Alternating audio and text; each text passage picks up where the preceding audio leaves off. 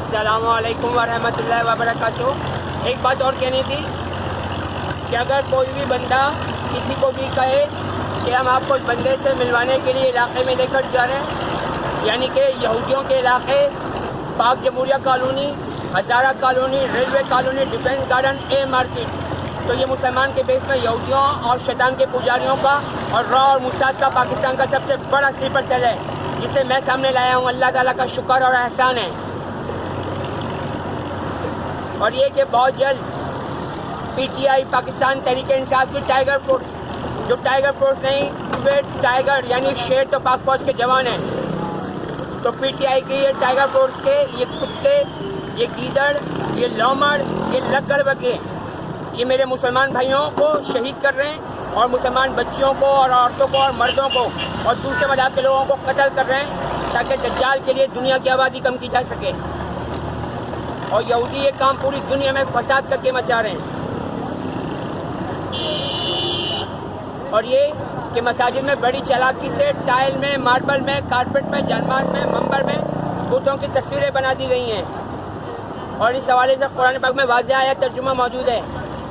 کہ مسجد خاص اللہ کی ہیں، تو اللہ کے گھر کو بتوں کی پلیدگی سے آلودہ نہ ہونے دینا، جبکہ پوری پاکستان کی مساجد جن میں گیا ہوں، ساری مساجد بتوں کی پلیدگی سے آلودہ ہو چکی ہیں، اور مسلمانوں کو وہ اس لیے نظر نہیں آ رہی کیونکہ مسلمانوں نے قرآن پاک ترجمہ سے پڑھنا چھوڑ رکھا ہے۔ تو جب بھی وہ اس آیت پہ پہنچیں گے جو قرآن پاک کی آیت ترجمہ موجود ہے اس حوالے سے، اور اللہ کے مومن مسلمان بندے تو وہ ہیں جو ہر بات کو غور و فکر سے سنتے ہیں، پھر ان میں سے اچھی باتوں پر عمل کرتے ہیں، اس کی تقلید کرتے ہیں، اس پر چلتے ہیں۔ اور یہودیوں نے بڑی چالاکی سے ایک کام کیا ہے، اور اللہ کا شکر ہے کہ میں اللہ کا مومن مسلمان بندہ ہوں، اور میں اللہ تعالیٰ کی ذات میں کسی کو بھی شریک کرنا پسند نہیں کرتا ہوں۔ اور اس حوالے سے قرآن پاک میں آیت ترجمہ موجود ہے کہ جس نے یہ کہا کہ اللہ اکیلا معبود ہے، پھر وہ اس پر قائم رہا تو اس پر فرشتے اترتے ہیں اور اس سے کہتے ہیں کہ نہ خوف کر، نہ ڈر کر، نہ رنج کر، نہ غم کھا، بے شک اللہ تعالیٰ تیرے ساتھ ہے۔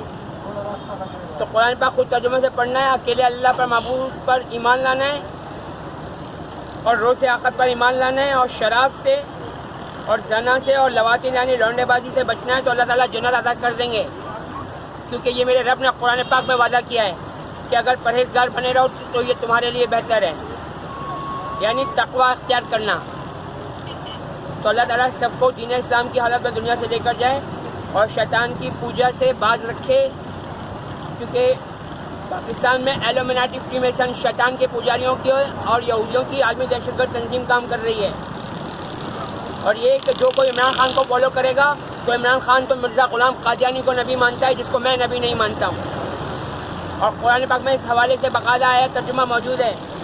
کہ اللہ تعالیٰ کے مومن مسلمان بندے اللہ تعالیٰ کے کسی نبی، کسی رسول، کسی پیغمبر میں کچھ فرق نہیں کرتے، سب کو مانتے ہیں، سب پر ایمان رکھتے ہیں۔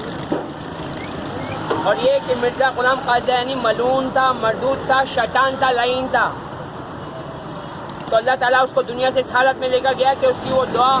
جسے وہ دعا اور میں بد دعا کہتا ہوں، اس سے اللہ تعالیٰ نے پوری کر دی، کیونکہ مرزا غلام قادیانی مردود نے اپنے لیے بد دعا کی تھی کہ اگر وہ جھوٹا ہو تو اس کو حالت قبض میں موت آئے۔ تو جب اس کی لاش کو اس کے گھر کے واش روم بیت الخلاء سے اٹھایا گیا تو اس کا پورا جسم پخانے میں لگ رہا ہوا تھا، اور اللہ تعالیٰ جھوٹوں کو اسی طریقے سے قیامت تک انشاءاللہ تعالیٰ ذلیل اور رسوا کرتا رہے گا۔ اللہ تعالیٰ امت مسلمہ کو اپنی پناہ میں رحمت میں حفاظت میں رکھے، اور دوسرے مذہب کے بے گناہ مرد عورتوں بچوں بوڑھوں کو بھی، آمین یا رب العالمین ارحم الراحمین۔ اللہ حافظ۔